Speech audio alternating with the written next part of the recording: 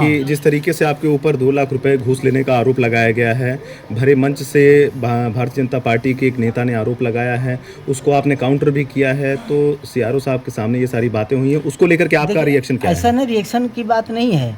देखिए, ये फिल्म में होता है ना कि विलेन भी होते हैं और हीरो भी होता है। तो ये फिल्म तभी बनती है जब उसमें कुछ विलेन भी हों। तो उन्होंने कार्यक्रम का रोमांच बढ़ाया। बाकी श्री राम सरोज क्या हैं ये अभी आपने सुना। हमारे सभी व्यापारीगण जो यहाँ व्यापार मंडल के पदाधिकारीगण और विद्वान अधिवक्तागण, बाकी से पूरा हमारा जो सदन था। तो मैं सोने पर बिल्कुल खड़ा हूँ और बिल्कुल इस तरह का बेबुनियाद बकवास और ये इस तरह का जो है फूहड़ आरोप जो उनकी आत्मा पर कचोट होगी। बीजेपी के तो सर ये और वो जो जिसकी बात की उन्होंने महादेव एजेंसी, ये प्रोसीजरली ये त्रुटिपूर्ण और जो है गलत था, गलत क्लेम था। और ये मुख्यालय द्वारा खुद माननीय आयुक्त राज्य का उत्तर प्रदेश महोदय द्वारा इसको वहीं से भी निरस्त किया जा चुका है। ये उस बीमा योजना की बात कर रहे हैं जो मुख्यालय ने ही स्वीकार किया, उसको अस्वीकार योग्य पाया, वो खारिज है। और उस पर इस तरह का बेबुनियाद बकवास, मैं तो जानता भी नहीं कि ये कौन है और क्या है। और ये तो बहुत ही, अगर ये करीब हो गया 1.5 साल से ज़्यादा का प्रकरण, अगर इसमें कहीं कुछ होता तो अब मेरे विरुद्ध कार्रवाई हुई होती। सब जानते हैं कि श्री राम सरोज कैसे हैं, कैसे अधिकारी हैं, कितना ईमानदार हैं और इन सब बातों से कितना दूर रहते हैं।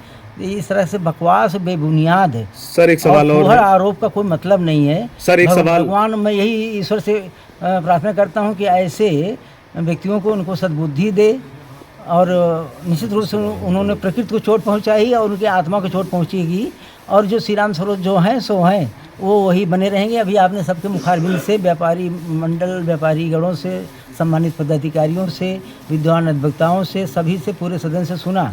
श्री राम सरोज बिल्कुल विचलित होने वाले नहीं है, सोने के एकदम खरे सिक्के हैं। कहीं कोई किसी के बेबुनियाद और फूहड़ आरोप का। ठीक है सर। सर एक सवाल और है सर। सवाल ये है कि क्या इस फिल्म में आप और जो जिन्होंने आपके ऊपर आरोप लगाया है उसमें हीरो कौन है और विलन कौन है, ये जानकारी दे दीजिए आप। नहीं, मैं ये सिर्फ इतना कह रहा हूँ ना कि मैं सोने का खरा सिक्का हूँ और इस तरह का बेबुनियाद बकवास की बातों से कोई मतलब नहीं है।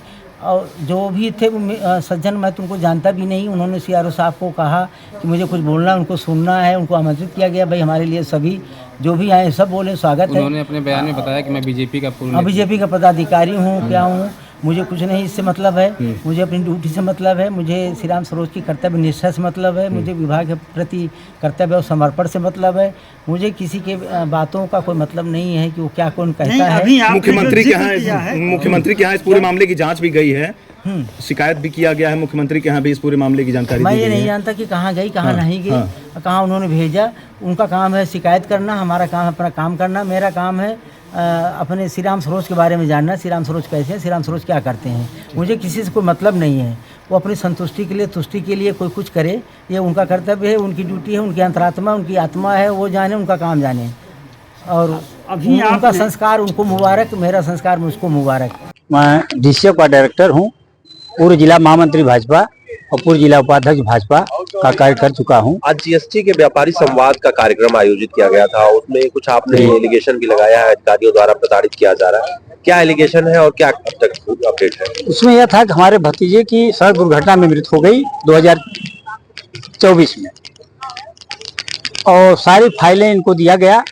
उसमें मुख्यमंत्री दुर्घटना बीमा के द्वारा 10 लाख रुपए मिलता है व्यापारियों को, तो उसमें सारे साक्ष्य मैंने प्रस्तुत किया।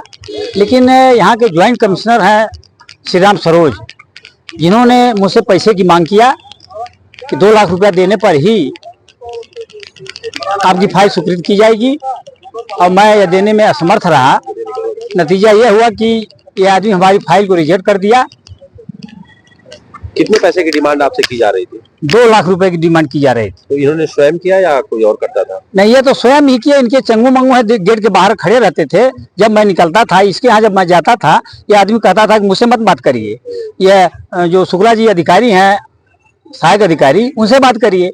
तो मैंने कहा आप बड़े अधिकारी हैं, और आपसे बात करना उचित है। जब छोटे अधिकारी नहीं काम करेंगे तो आप बड़े अधिकारी हैं, तो आप ही से बात की जाएगी। तो कहा नहीं, हमसे मत बात करिए। 2 बार मैंने इससे मिला और दोनों बार हमको हटा दिया। और इसके जब लोग थे बाहर, मैं आता था तो वो 2 लाख 2.5 लाख रुपए की डिमांड करते। अच्छा, भरे मंच से इस तरह का जो एलिगेशन लग रहा था, उन्होंने बार बार वो कह रहे हैं मेरे पे कोई आरोप ना लगा पाए, मैं चैलेंज करता हूं। तो आप जब इस तरह का पत्र आप मुख्यमंत्री को भेज चुके हैं, अब तक क्या कार्रवाई हुई है? अभी तक कोई कार्रवाई नहीं हुई है। मेरी तबीयत खराब हो गई थी, इसमें मैं परसों नहीं कर पाया। और मैं राम मनोहर लोहिया में भर्ती था, पेसमेकर वगैरह हमको लगा है। तो 6 महीने से आना जाना हमारा और नहीं कर पाए हम, तो इसलिए अभी तक उसमें कोई कार्रवाई नहीं हो पाई। आप बीजेपी के सदस्य भी हैं, आपकी पार्टी जीरो टॉलरेंस की बात करती है, भ्रष्टाचार मुक्त की। ऐसे में नहीं लगता अधिकारी कहीं ना कहीं सरकार की मंशा को धूमिल कर रहे हैं? बिल्कुल धूमिल कर रहे हैं।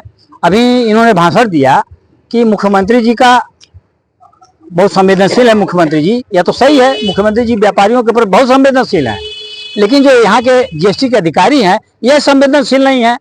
मुख्यमंत्री हमारे संवेदनशील रख के क्या करेंगे जब जीएसटी के कर्मचारी और अधिकारी पैसे के लेन देन करेंगे।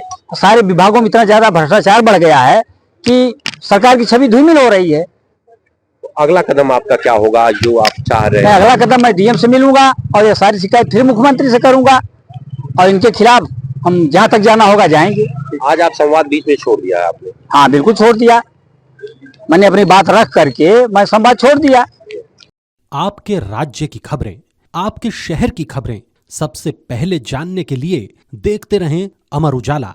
चैनल को सब्सक्राइब जरूर कर लें और पाएं हर अपडेट।